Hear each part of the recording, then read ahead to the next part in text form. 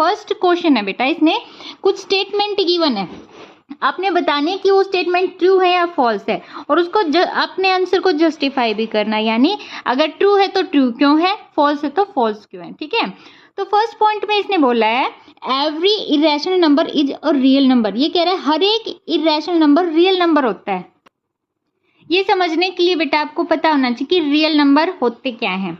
वैसे हमने complete detail से एक अलग से वीडियो बना रखी है, सारे नंबर बिल्कुल डिटेल से उसमें समझा रखे हैं। तो रियल नंबर बेटा हमारा रैशनल नंबर और इरेशनल नंबर का कलेक्शन होता है। ठीक है, सारे के सारे रैशनल नंबर भी रियल नंबर होते हैं और सारे के सारे इरेशनल नंबर भी रियल नंबर होते हैं, लेकिन सारे रियल नंबर को रैशनल नंबर नहीं कह सकते क्योंकि उनमें से कुछ इरेशनल है, और सारे रियल नंबर को इरेशनल नंबर भी नहीं कह सकते क्योंकि कुछ रैशनल नंबर हैं। Rational number and irrational number real number का पार्ट है। ओके, तो ये स्टेटमेंट बेटा आपकी ट्रू है, और आंसर को जस्टिफाई करने के लिए हमने ये लाइन इसके आगे राइट कर दी। ठीक है, जस्टिफाई कैसे किया, because real number is the collection of rational and irrational number. Okay, और इसका थर्ड पार्ट भी बेटा फर्स्ट पार्ट के जैसा ही है। इसने थर्ड में पूछा every real number is an irrational number. ये कह रहा है हर एक रियल नंबर इरेशनल नंबर होता है। तो ये हमने अभी समझाया था, हर एक रियल नंबर इरेशनल नंबर नहीं हो सकता है। ठीक है, क्योंकि उसमें कुछ रैशनल नंबर भी होते हैं। तो इसका आंसर हमने राइट कर दिया फॉल्स, और इसको जस्टिफाई करने के लिए हमने एक एग्जाम्पल दे दिया, तो उसी में आपका सब कुछ क्लियर हो जाएगा। एग्जाम्पल क्या है, 2 is a real number but not irrational number. 2 हमारा रियल नंबर है ना, 2 एक रैशनल नंबर है बट रियल नंबर तो है ना, उसको हम इरेशनल नंबर नहीं बोल सकते। ओके, सेकेंड पार्ट में इसने क्या पूछा बेटा, every point on the number line, number line पर हर एक point is of the form of under root M, under root M की फॉर्म में होता है, where M is a natural number, जहां एम एक नेचुरल नंबर है। ये ट्रू है या फॉल्स है, ये बताना आपने। देखो बेटा, नंबर लाइन पे तुम्हारे माइनस के भी नंबर होते हैं और प्लस के भी होते हैं, नेगेटिव एंड पॉजिटिव दोनों इंटीजर होते हैं, लेकिन किसी भी नेचुरल नंबर का स्क्वायर रूट नेगेटिव नहीं होता है। जैसे हमारे पास अंडर रूट 4 है, इसका स्क्वायर रूट करेंगे तो क्या आएगा, 2 आएगा। ठीक है, तो किसी का भी हमारा माइनस में आंसर नहीं आएगा।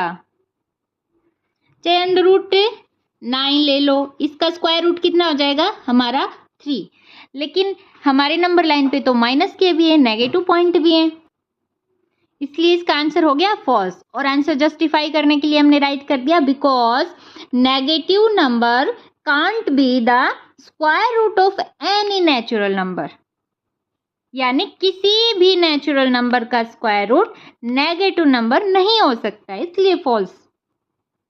अब सेकंड क्वेश्चन इसने पूछा बेटा, are the square roots of all positive integers. ये कह रहे क्या सभी पॉजिटिव इंटीजर्स का स्क्वायर रूट इरेशनल है। इफ नॉट, अगर नहीं है, गिवन एग्जाम्पल, तो आपने एक एग्जाम्पल देना है of square root of a number, किसी नंबर के स्क्वायर रूट का एग्जाम्पल देना है दैट इज अ रैशनल, जो एक रैशनल नंबर है। इसका आंसर नो है बेटा, क्योंकि किसी भी पॉजिटिव इंटीजर का स्क्वायर रूट हम करेंगे तो इरेशनल नंबर नहीं हो सकता। जैसे अभी हमने किया था, अंडर रूट 4 है, इसका स्क्वायर रूट 2 हो जाएगा, 2 क्या कोई इरेशनल नंबर है, तो अंडर रूट 9 है, 9 का अगर हम स्क्वायर रूट करेंगे तो 3 हो जाएगा, तो 3 क्या कोई इरेशनल नंबर है, नहीं है ना, तो इसका आंसर हो गया बेटा नो।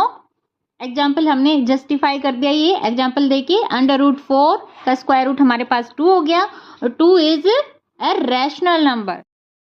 नेक्स्ट क्वेश्चन है बेटा, how show under root 5 can be represented on the number line. ये कह रहा है कि अंडर रूट 5 को आप नंबर लाइन पर कैसे रिप्रेजेंट कर सकते हैं, वो शो करने आपने।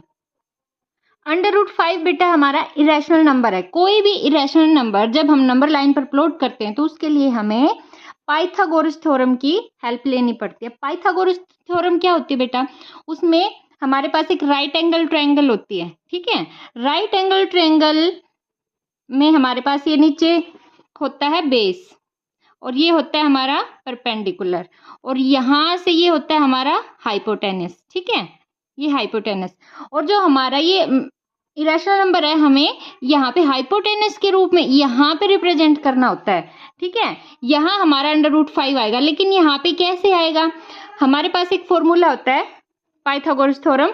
वो क्या होता है हमारा, hypotenuse equal to b² plus p² का रूट, ये हमारे पास फॉर्मूला होता है। तो हमने √5 को इसी में कन्वर्ट करना है। कैसे, हम √5 को 4 + 1 एज इट इज ऐसे रिप्रेजेंट कर सकते हैं, है ना। 4.1 को हमने b² + p² में कन्वर्ट करना है। अब कैसे कर सकते हैं, अब हम इसको 2 की पावर 2 + 1 की पावर 2 ये भी राइट कर सकते हैं। 2 की पावर 2 4 ही हो जाएगा, 1 की पावर 1 ये 1 ही हो जाएगा, है ना।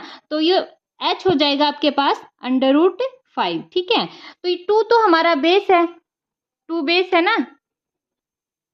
देखो अब 2 हम यहाँ पे रिप्रेजेंट करेंगे, 1 यहाँ पे और हाइपोटेनस आपका, लेकिन ये बनाएंगे कैसे, इसको हमने नंबर लाइन पे बनाना पड़ेगा। जैसे हमारे पास एक नंबर लाइन है, ये नंबर लाइन है, यहाँ पे हमें राइट एंगल ट्रायंगल कहाँ बनाना बेटा, नीचे बेस हमारा जितना होता है ना, हमने उतनी ही नीचे यूनिट लेनी है। हमारी 1 यूनिट हमारे पास 1 सेंटीमीटर है, हमारे पास बेस 2 है, तो यहाँ पे 2 पे ही हम राइट एंगल ट्रायंगल बनाएंगे, ठीक है।